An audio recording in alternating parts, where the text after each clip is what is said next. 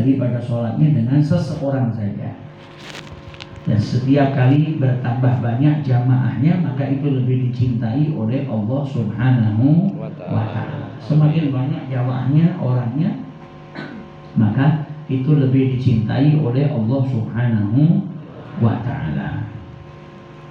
Dan sebagaimana Nabi menjelaskan kepada kita, sholatnya seseorang itu diterima sama Allah sesuai dengan ma'aqal. Ma'aqala. Kalau khusyuknya di rukuk, yang diterima rukuknya dia. Kalau khusyuknya di i'tidal, yang diterima di i'tidalnya. Kalau jamaahnya banyak, bisa sempurna.